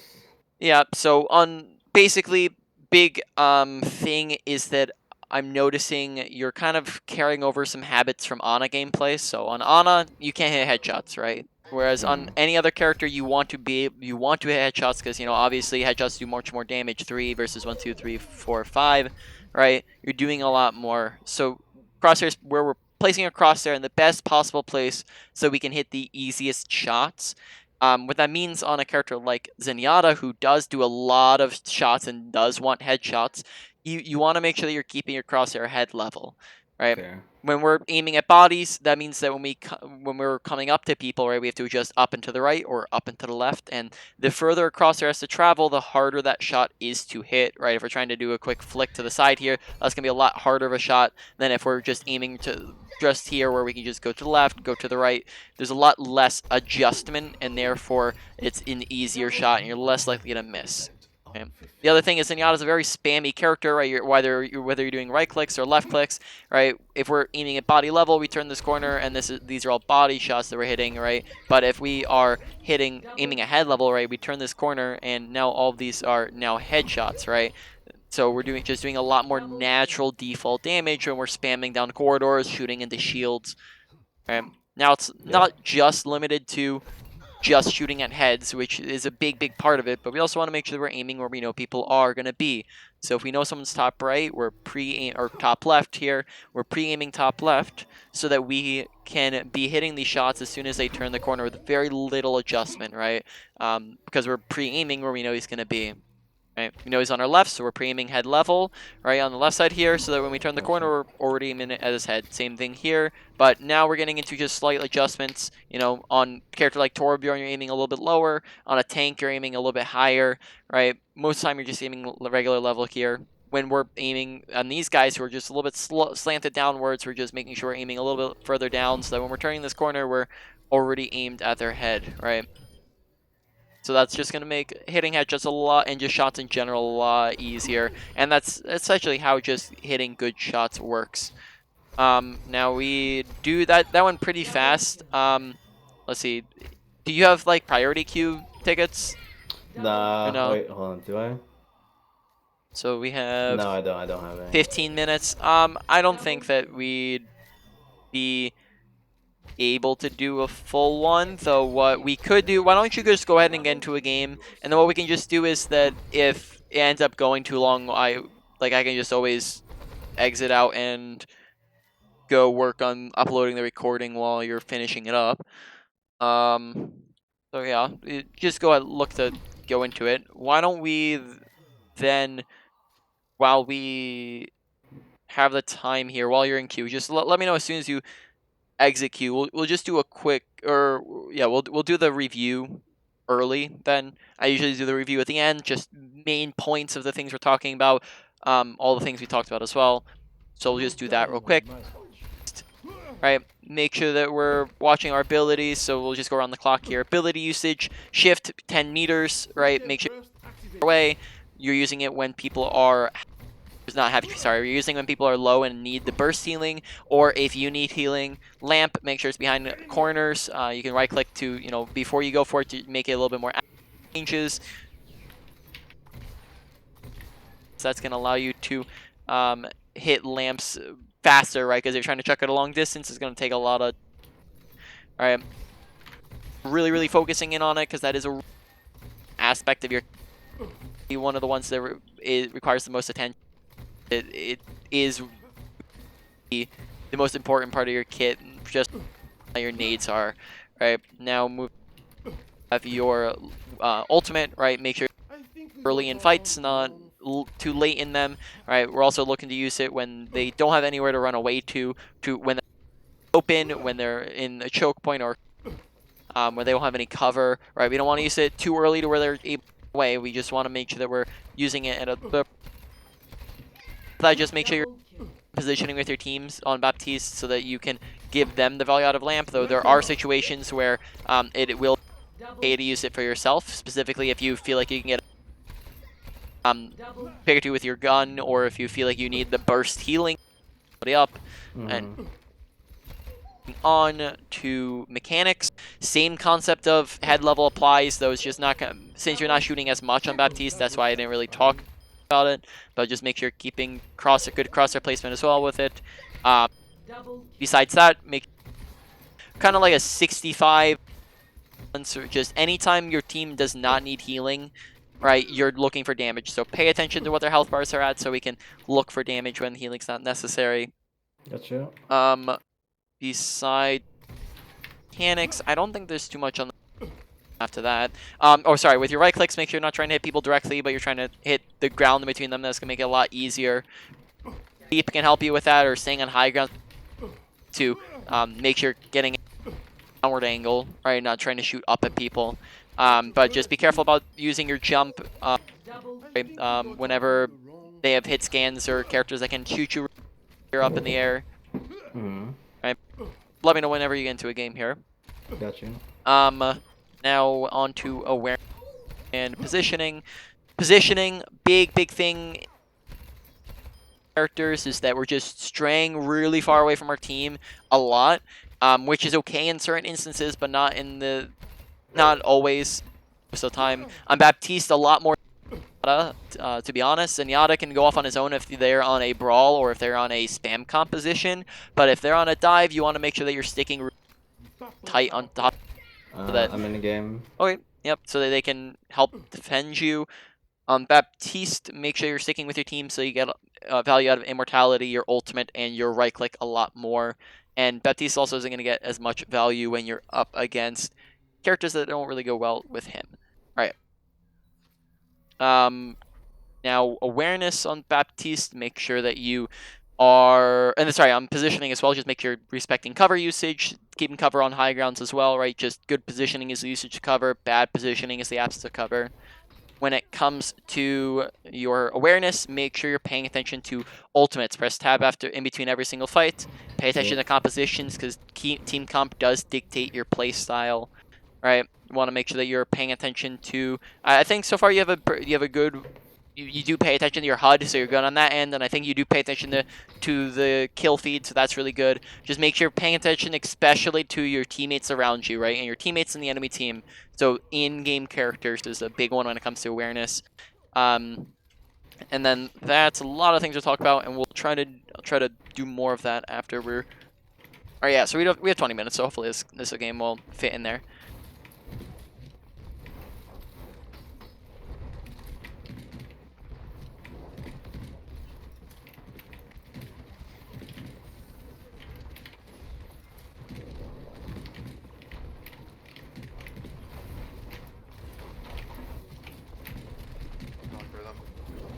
He's one, nice. He's on one. He's running one.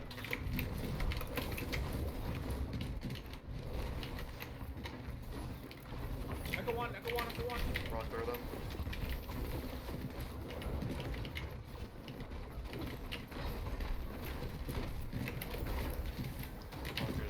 Center point. Target top. Target half.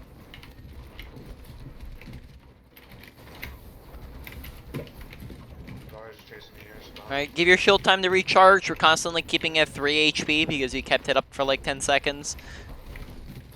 Why we have a 3?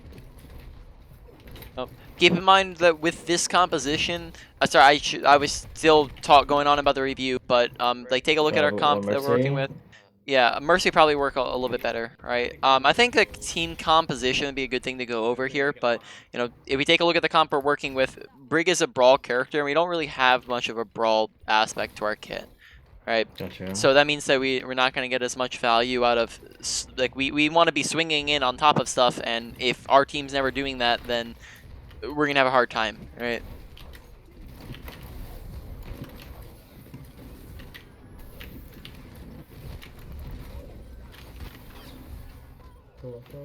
Brig kind of has two. So I'm just gonna. Yeah, ult in the swap, or are you gonna swap now? I'm gonna ult in the swap. Unless you think I should swap now. I think Rally's pretty decent ult. You probably use it. Oh my god. Yeah, Brig's good when they're on a dive or when you're on a brawl, and those are really the main two compositions where Brig's gonna be pretty useful. But if you're on a spam or you're on a dive, it doesn't work as well. Bro, I got Echo. She's fucking rezzing Echo. Okay, good timing with it. Or, sorry, maybe a little bit. Yeah, seeing the Seeing Mist in spawn, I didn't see that. Come on.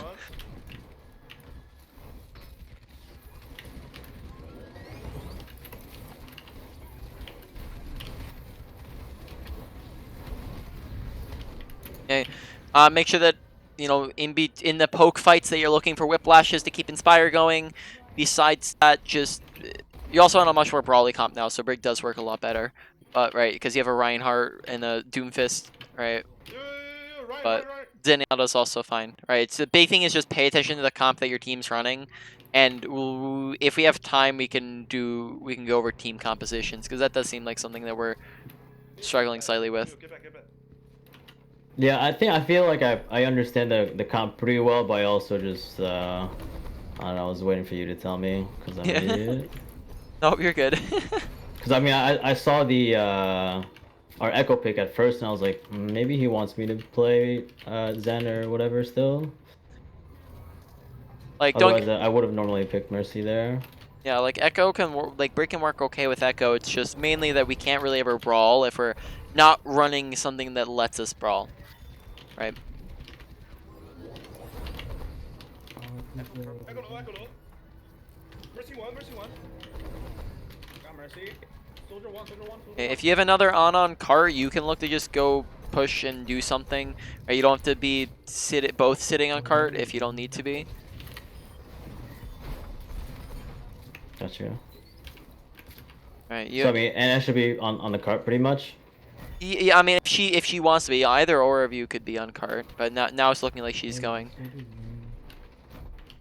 Like if Reinhardt's sitting there, you only ever need one person on cart unless you're trying to get it fast. Okay. I actually threw that. We try and force that right here. Being on high ground there early probably would have been good, but you understand what you did. Mercy here. Here.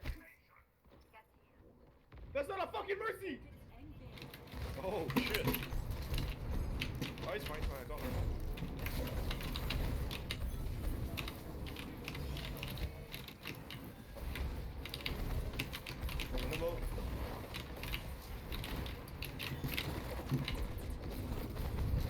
Right. Now your Ana did turn around and see that you needed help, but that's not always gonna happen. So make sure that you're pressing "I need healing." That'll give her an in-game audio alert to the fact that you're in danger.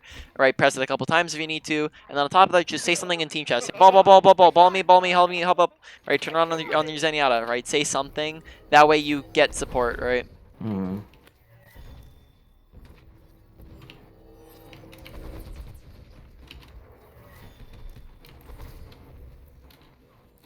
Fuck the bubble.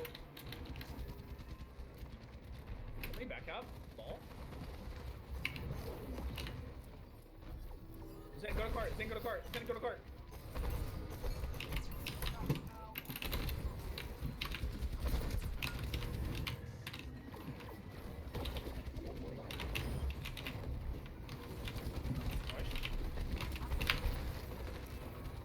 Where's the soldier?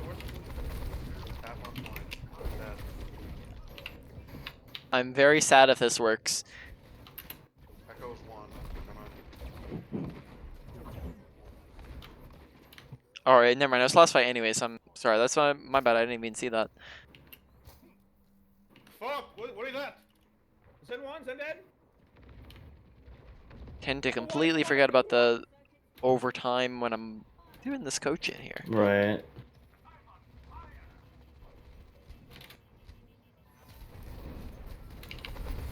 How did we lose that? I go solo. Alright, yep, just a lot more positioning things, right? Weren't with our team on. Make sure you're trying to take high ground there, as it gives us really good angles, and it gets us with our team if they're all going high ground, and it denies the enemy team from going high ground, right? High ground gives you a ton of different benefits. You want to just take advantage of. Gives you survivability, positioning, like visibility, right? Top of that, just make sure you're in sync with your team. You're lagging behind with of them a couple times. Point wise, you know, you only ever need one person on cart, because no matter what you're fighting, you have to win 2 fights, right? Having 3 people or 1 person isn't going to make a difference unless you're trying to get it in before they can make it back, like on the second push, right? But other than that, the speed's not going to matter too much, and you always want to take the best positioning possible. Sitting on cart in comparison to taking high ground isn't going to be the best positioning. Gotcha.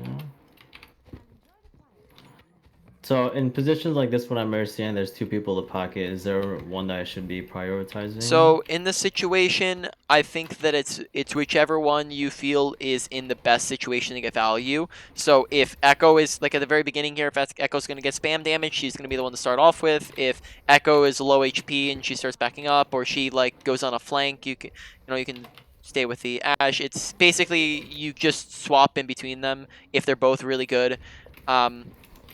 I think I probably actually, sorry, Ashe just got the nerf, didn't she? So Echo's probably going to be the one you want to stick with, actually, because I forgot that Ashe just got nerfed for her pocketing. So you can be a little bit flippant with it, but Echo for the most part is going to be who you want to stick with.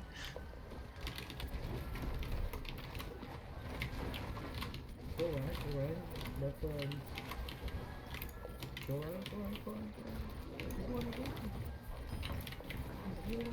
Ryan one. Echo behind me. Richie one. Wow, that was a really good prediction about where Echo would go. Zaya one. Zaya absolute. Trying not to heal people when they're purpled, right? That's just a waste of time. Unless it's like the last second. You don't want to just spend 3 seconds healing the Sigma. Get back. Don't overextend here. Don't overextend.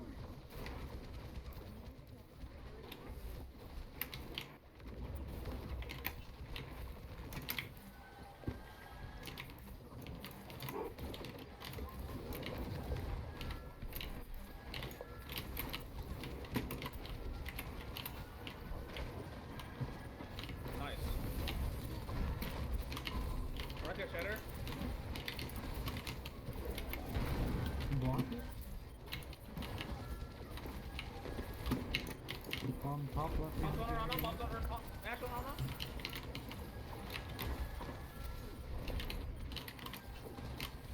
Nice res.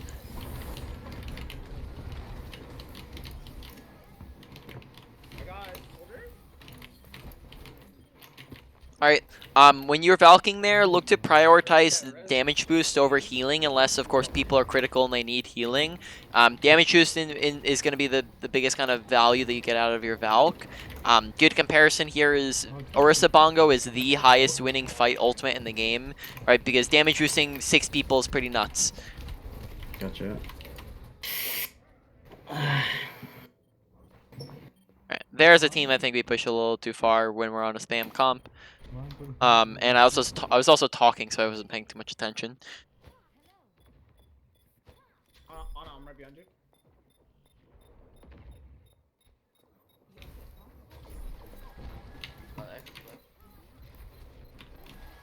No, that's sorry.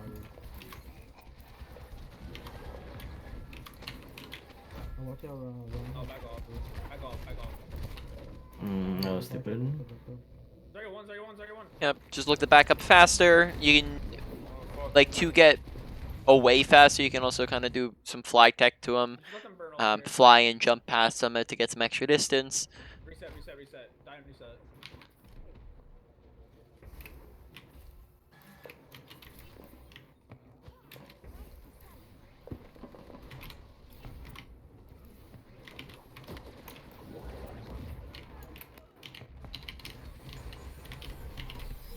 Richie's 1 HP.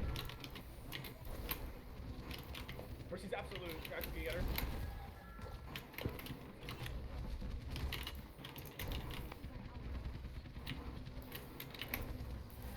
Sorry, on high ground. So a soldier. Got solo shattered on high ground.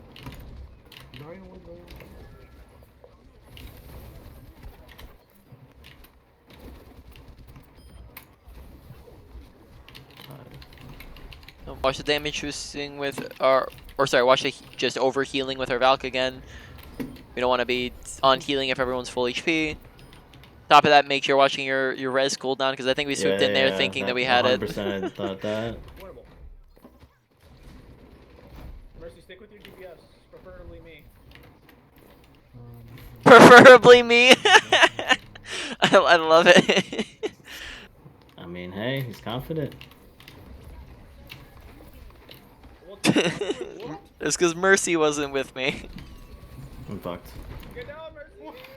What the fuck is our Mercy doing? Throwing.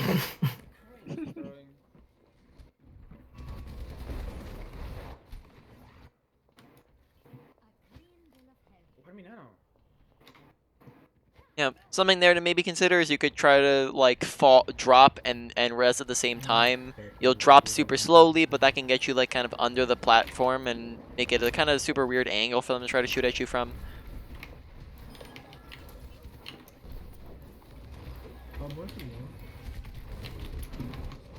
Right, watch your standing out in the open, especially on a character like Mercy, right? Mercy is unique from every other character that we've talked about so far, because every other character shoots this stuff. Mercy does not. So on Mercy, you don't even need to peek the enemy team most of the time. You can make sure you're almost exclusively using cover. I'll talk about it again in a sec.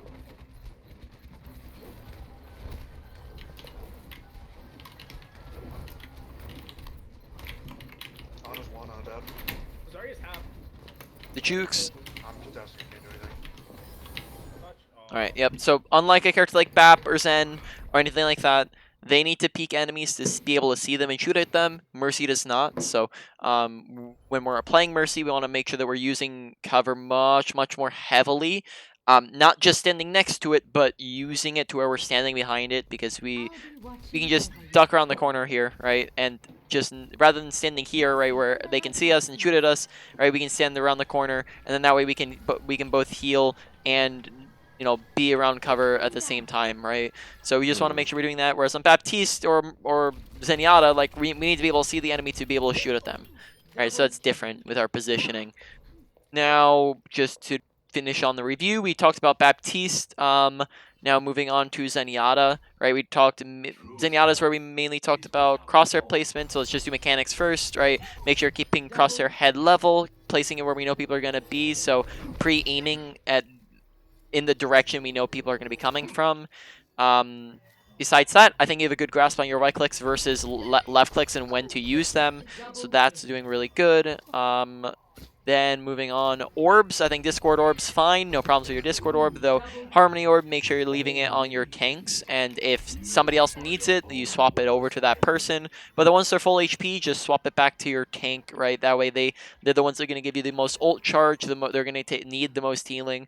And it's just that frees up your time, so you have more time to be shooting at stuff, because Zenyatta likes to shoot at stuff.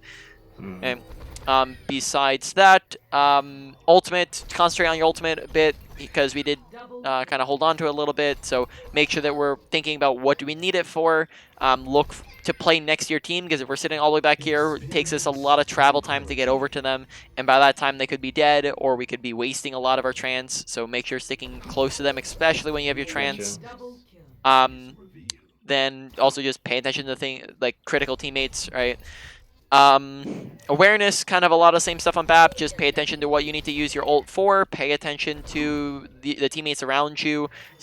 So just a lot of the same stuff as Baptiste, Xenia, and then positioning. Only thing special about positioning in comparison to Baptiste, I would say, is just the only time you need to really hard stick with your team is when they're on a dive. If they're on a spam or they're on a brawl, then you can be looking to take a lot of different angles, and you don't need to be as hard with your team. You just want to make sure you're sticking at a medium distance, right? Now moving on to Brig and Mercy. Brig, make sure you're constantly trying to use your, just awful cooldown your whip shot, so you can keep your inspire uptime percentage up high. All right, you constantly want to be doing healing, so just every time we get that, we're using it to try to get people. Make sure that you're giving your shield time to recharge. There was a large portion of time where we just were, like, we kept doing this and not letting it recharge when it was at 3 HP. All right, so just make sure we're watching that shield health, and we're just giving it time to recharge. Top of that, make sure you're not over-healing people, right? Because if they're already full HP, that literally did nothing, right? So it's just a wasted pack. Same thing like on a character like Mercy, right? You're over-healing, that's just wasted time with Valk or without Valk. So just make sure paying attention to health bars. Right. Besides that, Brig, like compositions that Brig, like I think compositions of just which is good where is something that would be good to go over. Right. Brig's good in a brawl. Brig is good when the enemy team is on a dive. Other than that, you're not going to want to play Brig if you're on a spam composition or you're on a dive composition, because you're never really going to be able to get in and swing or whip shot or do anything, or bash or anything that you like to do, because you're just never inside of the enemy team with those compositions. Baptiste, you don't work too well with a dive composition, or if you're on a spam that plays way too split up. So when Brawl is all on top of each other, Bap works well. Works well with spam if you're all on top of each other, but if you're running like Ball Hog, which is technically like a spam comp, and they're all running around the map, not gonna work too well because he can't really keep up and do group healing. He can't get lamps off. He can't do his shift healing, right? So a lot of his kit gets wasted. Zenyatta, like I said at the very beginning, Zenyatta is like really busted at the moment, so he's probably gonna be like a pick that you can make in most situations and compositions. He might be under a little bit more pressure in a dive, but that's pretty much it. He's going to be good almost anywhere. And then the last one's just Mercy. Mercy's really good when you have pocket targets, right? Besides that, she's good in general, but I don't think that from what you've said, you're too much of a Mercy player, so I don't think that that's as much of a problem. It's whenever you have a good thing to pocket. Right. Mercy. We didn't go over her too much. Just Valk usage, make sure you're looking for the damage boost and you're not over healing people, because this is doing nothing if we're over healing. So make sure you're keeping it on damage boost, especially when you're Valking, because damage boost of the Valk gets a whole lot of value. Reses were really good, so keep that up. Besides that, just make sure that we're hugging cover much more often, because we don't need to shoot at stuff. Besides that, I didn't see enough gameplay to really make any other decisions, but good timing with the ultimates as well. In general, across like kind of all the different categories, what are the main points? So let's see. Let me think about that for a second. No dying on my watch. Probably say the number one thing that we're going to need to work on is positioning, as that led to a lot of deaths and a lot of mistakes and a lot of teammates' deaths, because we would be very separated from our team a lot of the time when we needed to be with them. These different characters, and in a lot of those different scenarios, we ended up separating ourselves and isolating ourselves, and that led to a whole lot of... So positioning is definitely going to be the number one thing to make sure you're really concentrating and focusing on. Again, as a reminder, or 3 tiny little things in those categories, not everything at once. Number 2, let's see, out of everything, I'd probably say that mechanic least needed, so that probably goes at the bottom. I'm just trying to figure out where everything works on. So positioning number 1, mechanics is last. Then we were left with awareness, ultimate usage, and and ability usage. I'd probably say that ability usage is where it gets hero dependent. Our ability usages with BAP needed a whole lot of work, but on Zenyatta, not as much. Needed a little bit of work. Mercy, nothing. Brig, a little bit. So I guess ability usage does go pretty high there, I guess. So we'll do positioning number 1, ability usage number 2, awareness is number 3. Ultimate usage is number 4, because that was pretty good in some instances, and that was just really inconsistent. So, and I think especially once you get used to it, you'll be doing a lot better, because a lot of these characters we weren't used to with our ultimates.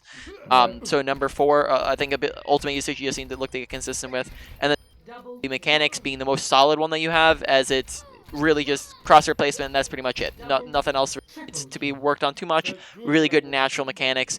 And keep in mind, just looking to get consistent at things. Focus on one thing at a time.